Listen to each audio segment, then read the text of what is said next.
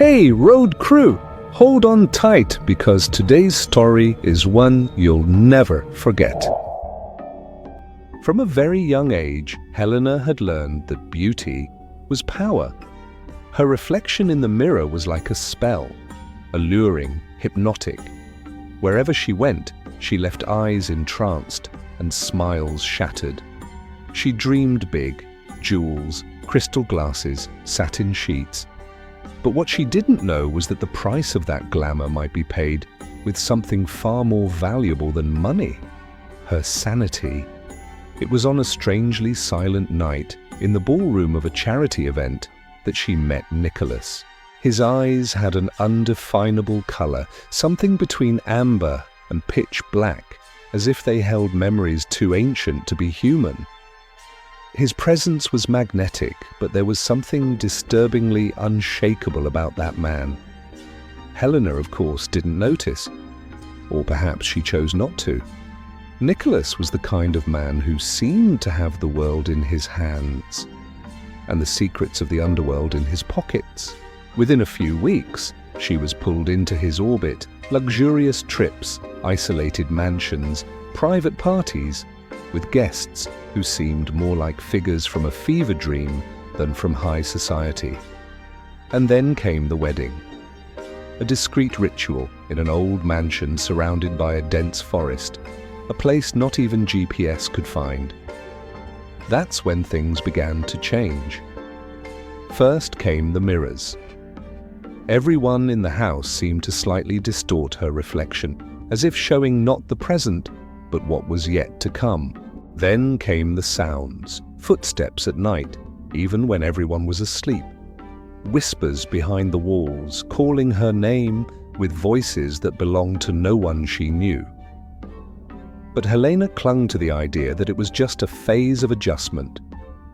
She wanted to believe that world was real, that the comfort justified the unease, until she began noticing the details. Nicholas never slept. Never.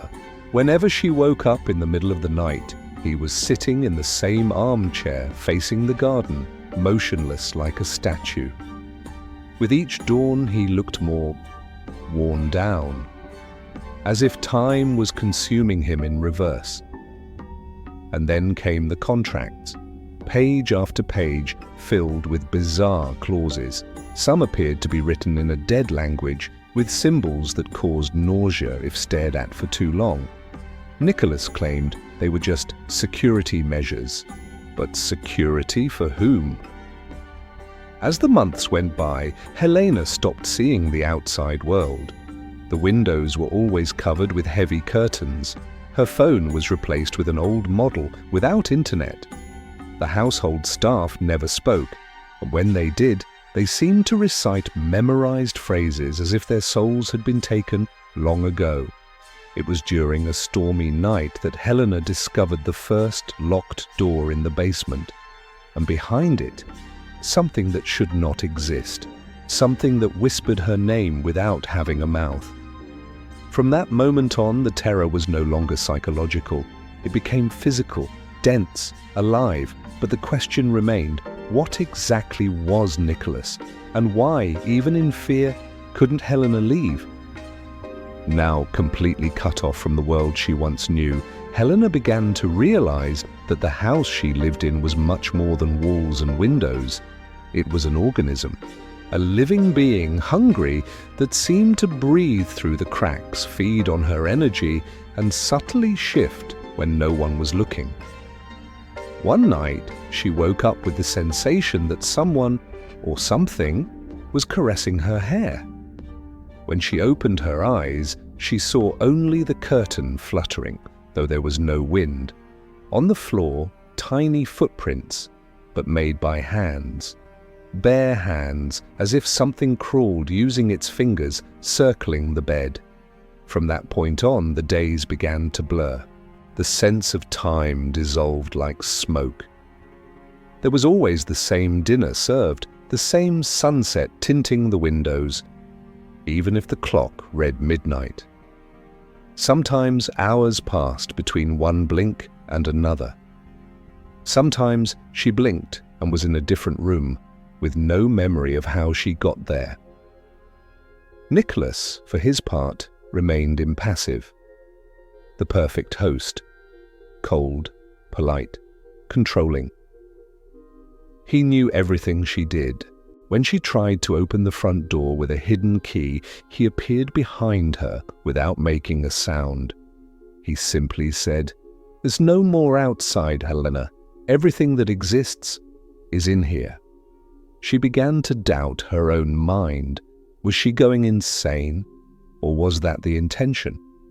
In an attempt to understand what she was experiencing, she explored the mansion's library. The books there had no titles on their covers, but inside they spoke of ancient rituals, soul possession contracts, pacts that spanned generations. Some passages seemed to be written in dried blood. There was a folded page with the word redemptio in Latin. But every time she tried to read it, her vision went black, and she heard a loud buzzing as if something was trying to tear her consciousness from her body. That's when Helena began to suspect she was not the first. In the basements, she found portraits covered with sheets.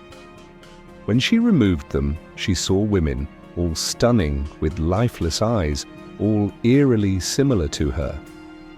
The paintings were dated, and the years matched the times Nicholas claimed to have been married before her. But there were no divorce records, no exes, no sign that those women had ever left the house. And then there was the locked door, always the same one. Behind it, something pulsed, literally, the heartbeat of something organic, a gigantic heart that seemed to hold secrets from eras humans were never meant to know. One night, she heard a woman's voice calling from within the wall. It whispered her name, desperate. "He traps us here. He traps our souls. He never dies. He chooses us for our vanity and devours us over time." By this point, Helena no longer knew who to trust. Every mirror showed a different version of herself. One older, one without eyes, another with her mouth sewn shut. She tried to escape many times. Each attempt brought her back to the same hallway. The staircases multiplied. The doors led to the same rooms in circles, as if the house was reconfiguring itself to stop her. Once, trying to leave through a window, she saw herself in the garden, looking up blankly, wearing the same robe. That's when she realized she was not alone within herself. Nicholas never lost control because he didn't need to control. He was the control. A link between the physical and the immaterial. A jailer of desire who fed on the ambitions of others. And now he wanted her completely. Not just the body, but the soul. She began receiving letters, in her own handwriting, dated decades ago, as if she were trapped in a cycle, as if all of this had already happened, and was going to happen again. And the question that now echoed like a bell in her mind, could she still escape? Or was it already too late? The mansion's walls no longer just held secrets. They whispered, wept, screamed. At night, Helena heard dull knocks coming from inside the structure, as if invisible hands were trapped between bricks and beams. Voices begged for release in extinct languages, and sometimes a laugh, low, wet, childlike, echoed through the empty corridors. But the peak of the bizarre was yet to come. One early morning, Helena awoke with the feeling of being watched. At the foot of the bed, she saw a hunched figure, far too tall to be human, with arms hanging down to the floor. Its eyes, if they could be called that, were vertical slits glowing a dark red. And even in absolute silence, she heard a sentence inside her head. "You signed. Now we are one." The next day, her reflection in the mirror no longer moved in real time. Sometimes it blinked seconds later. Other times, it smiled when she didn't. Once, her reflection pointed behind her, and when she turned, Nicholas was there, watching from the doorway, motionless, his head slightly tilted, as if analyzing prey about to snap. And then came the awakening. Helena discovered a notebook hidden inside an old piano. In it, a woman named Veronica described everything Helena was experiencing. Page by page, the terror repeated itself in identical detail. At the end of the diary, a single sentence. If you're reading this, it's already too late.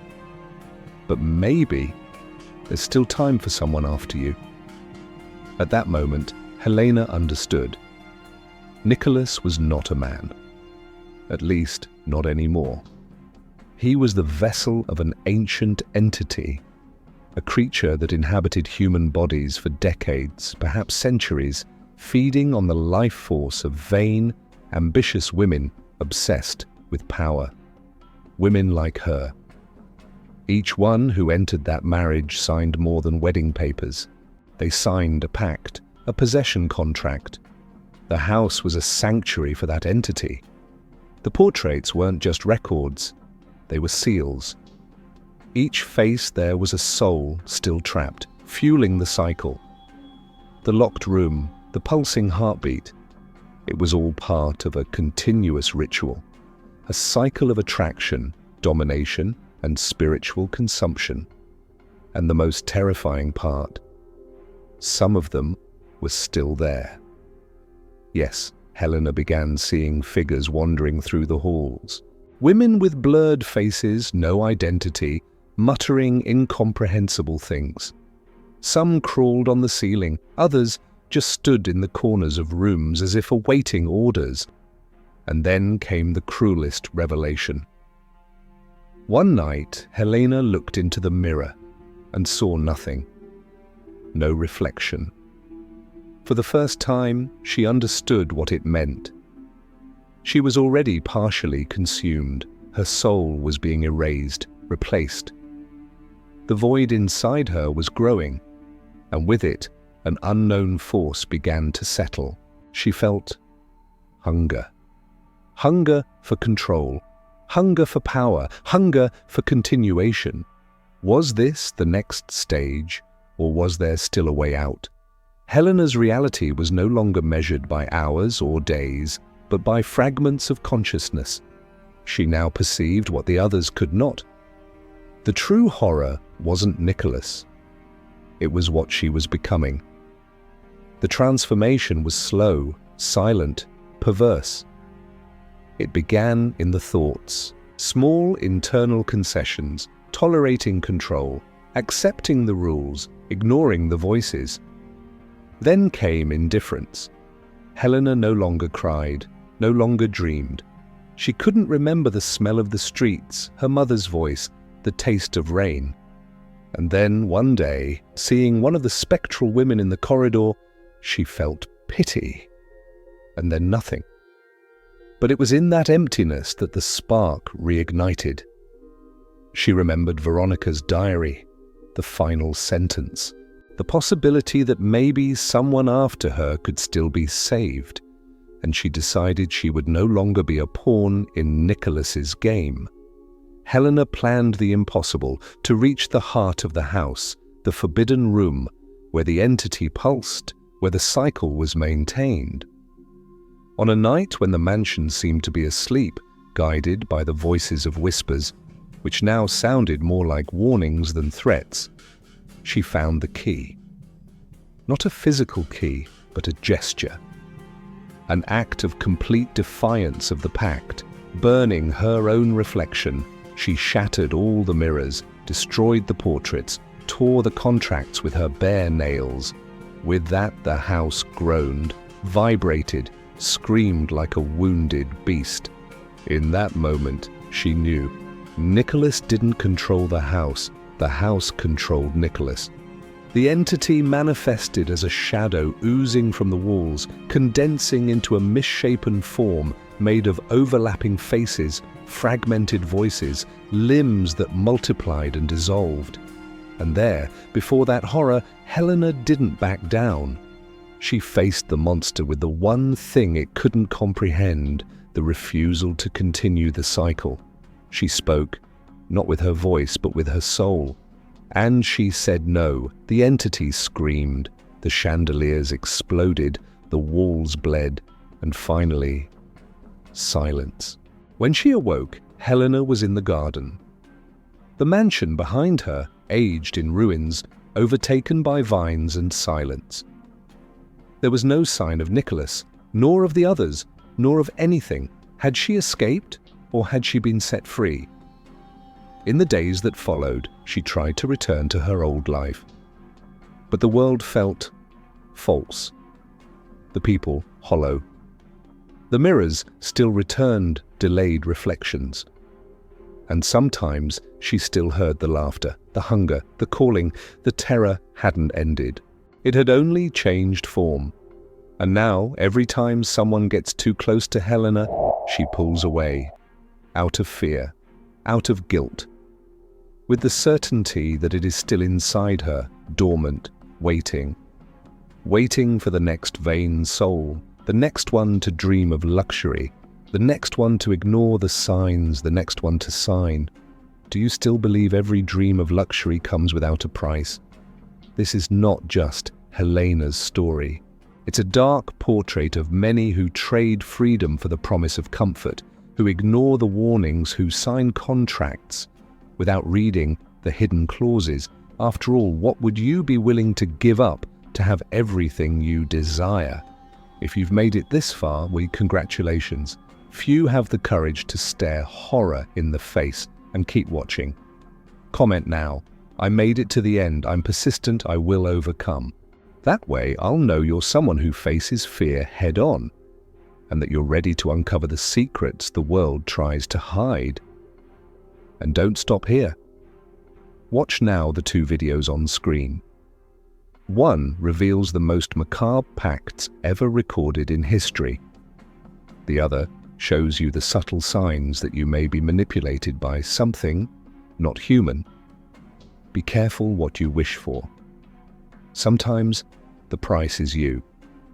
See you in the next dark tale.